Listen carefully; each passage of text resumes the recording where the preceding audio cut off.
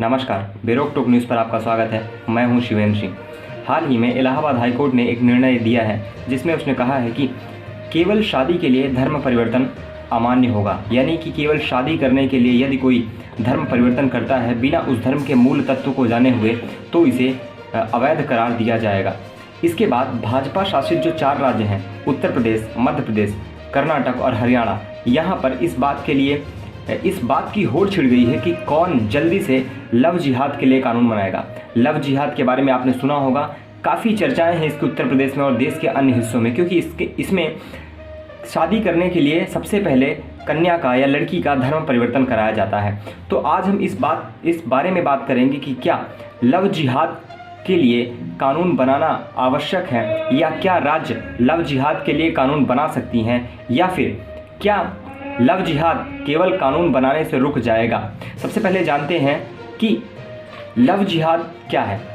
आज तक जो लव जिहाद की बातें सामने आई हैं उसमें यही हुआ है कि लव जिहाद में एक मुस्लिम लड़का और एक हिंदू लड़की होती है, मगर सबसे बड़ी बात जो इसमें होती है वो ये होती है कि मुस्लिम लड़के द्वारा हिंदू बनकर उस जो हिंदू महिला है या जो हिंदू लड़की है उसको प्रेम जाल में फंसाया जाता है। मतलब कि मुस्लिम लड़का जो होता है वो अपना सही नाम हिंदू लड़की को नहीं बताता है और उसे झांसे में रखकर उसे अपने प्रेम जाल में फंसाता है। उसके बाद जब उनके रिश्ते क्लोज हो जाते हैं, नज़दीक आ जाते हैं, वो जब शादी की बात आती है तब मुस्लिम लड़का असलियत बताता है और फिर शादी के लिए बाध्य करता है, जिसके बाद उसका लड़की का धर्म परिवर्तन कराकर इसको जो है सार्थक किया जाता है। तो इस तरह से इस चीज़ ये पूरा घटनाक्रम जो होता है इसी को शायद लव जिहाद के नाम से जो है संबोधित किया जा रहा है। इसका सबसे पहला उल्लेख 2009 में मिला था, जब केरल और कर्नाटक में इस तरह की कुछ घटनाएं सामने आई थी। उस समय केरल में एक श्री राम सेना नाम का एक संगठन है जिसने केरल में लव जिहाद से बचने के लिए वहां पर पोस्टर भी लगाए थे और कर्नाटक की सरकार ने इसकी सीआईडी जांच के भी आदेश दिए थे। सुप्रीम कोर्ट ने भी इस पर कुछ टिप्पणियां की हैं। सुप्रीम कोर्ट ने भी अपनी तरफ से इसी तरह के एक मामले की एक एनआईए जाँच के आदेश दिए थे, मगर सुप्रीम कोर्ट को उसमें कुछ भी नहीं मिला है, बल्कि जिस लड़की के खिलाफ यह जांच की गई थी उस लड़की ने आकर खुद अपनी पूरी प्रेम कहानी जो है सुप्रीम कोर्ट में बताई।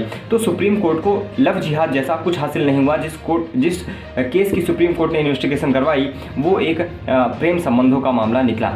अब हमको यह जानना जरूरी है कि क्या केंद्र सरकार इस पर क्या स्टांस रखता है, क्योंकि अगर राज्य इस पर कानून बनाने की मांग कर रहे हैं तो इसका मतलब ये है कि राज्य में इस तरह की घटनाएं एग्जिस्ट कर रही हैं। तो केंद्र सरकार का इस पर क्या कहना है ये भी हमें जानना ज़रूरी है।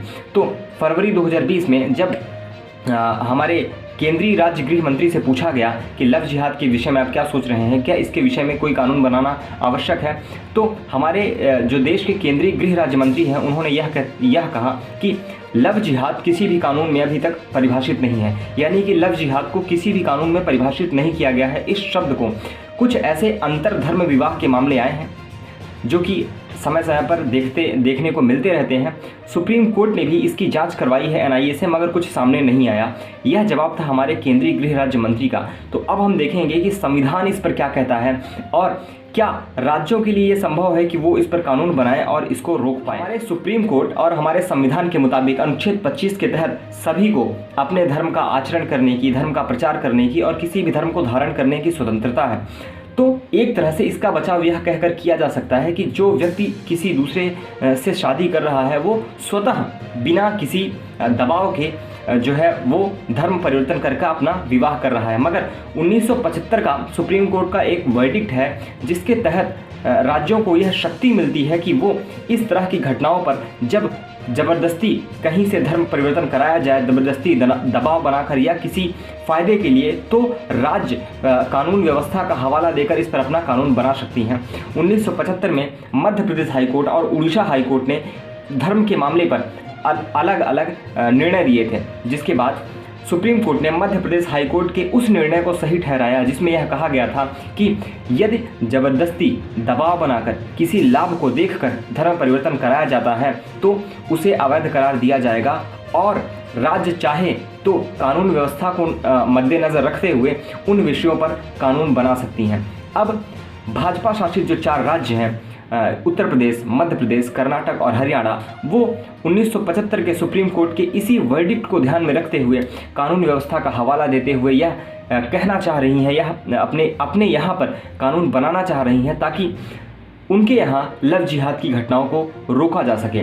यदि राज्य यह प्रमाणित कर देते हैं कि इस तरह की घटनाओं से जब एक मुस्लिम किसी हिंदू महिला से शादी करता है और हिंदू महिला का धर्म परिवर्तन कराता है तो ये राज्य के लिए अच्छा नहीं है, राज्य के समाज के लिए अच्छा नहीं है, तो वो इस पर कानून बना सकते हैं। क्योंकि इस तरह की कई घटनाएं उत्तर प्रदेश, मध्य प्रदेश, हरियाणा में देखने को मिल चुकी हैं, जहाँ पर जब हिंदू महिला धर्म परिवर्तन करती है तो उसकी हत्या कर दी जाती है, उसकी पिटाई की जाती है या बाद में उसे छोड़ दिया जाता है।